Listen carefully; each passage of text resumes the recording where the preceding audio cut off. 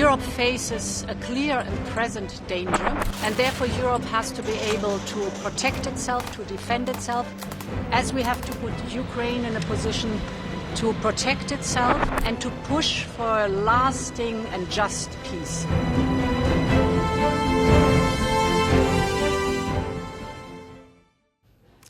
Leaders of the European Union have gathered in Brussels. They're having another summit to discuss the future of European security and the fate of Ukraine.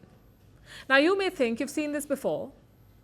After all, they've had a number of meetings already in the last few days. There was this summit in London on Sunday, when most of the same people showed up again to talk about Ukraine security. But today's summit is slightly different, slightly.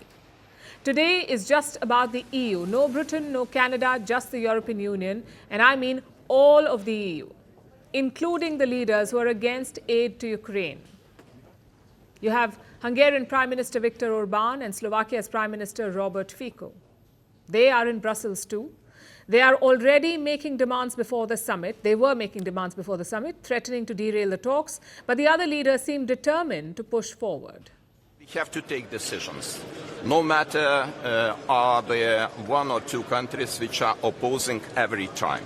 And we have to look for possibilities to implement decisions, because otherwise the history will penalize us, and we will pay very high cost for this inability to take these decisions.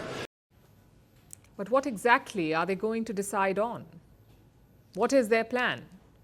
Well, one part is about security guarantees for Ukraine. The other is increasing European defense.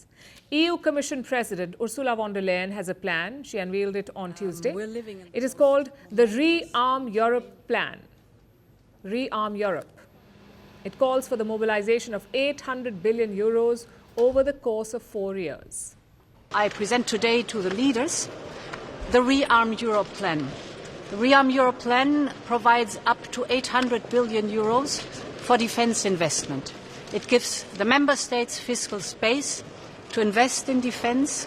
It gives the member states possibility to invest in the Ukrainian defense industry or to procure military capabilities that go right away to Ukraine. So basically, the EU is hand-wringing about budgets. Von der Leyen's plan will allow EU nations to spend more money than they make.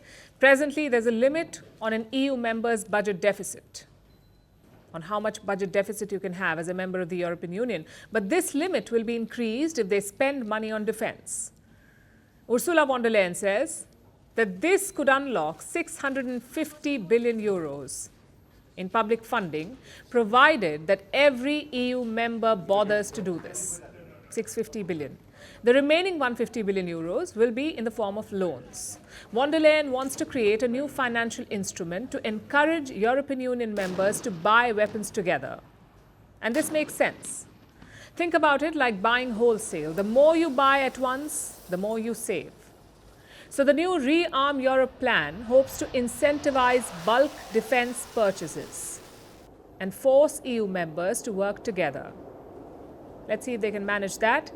But this isn't the only purpose of today's meeting. Some EU members want to discuss an offer made by French President Emmanuel Macron yesterday. Our nuclear dissuasion protects us. It is complete, sovereign, fully French. Since 1964, it has always explicitly played a role in the preservation of peace and security in Europe. But answering to the historic call of the future German Chancellor, I decided to open the strategic debate on the protection through our dissuasion of our allies in the European continent. Whatever happens, the decision has always been and will remain in the hands of the French president. Macron says he wants to open a debate about extending the French nuclear umbrella. It's a radical idea, to say the least. France could eventually commit to protecting foreign nations with its nukes. That would be an extremely generous offer. It has definitely intrigued some EU members. We have to treat this proposal seriously, because it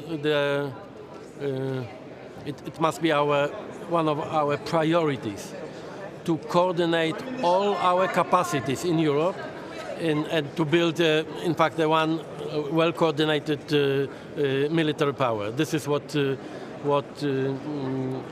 can give us a clear advantage towards Russia.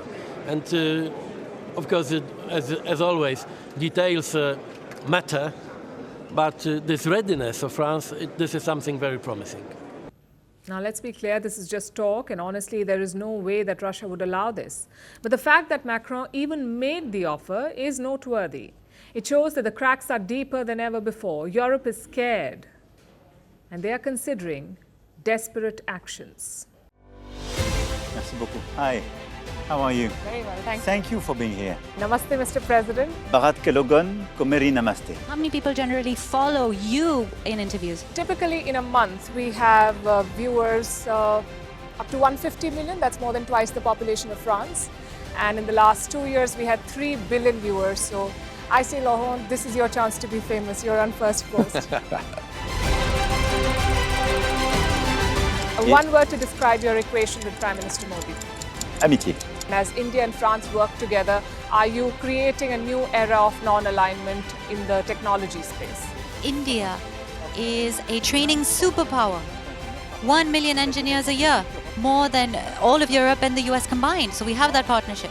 We have a partnership on the environment and the economy. We also have civilian nuclear programs, and that is something we've developed far beyond the France-India relationship.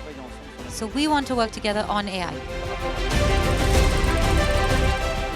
And then comes China with its DeepSeek, creating models at a fraction of the cost. Did that innovation take you by surprise? Did that breakthrough make you sit up and think, what did the Chinese do and how? But what did DeepSeek do? They took everything that was already available from the last AI model, and then they recalibrated it. So are you going to ban Chinese AI in France? So we don't have this American approach of banning tech because of where it comes from.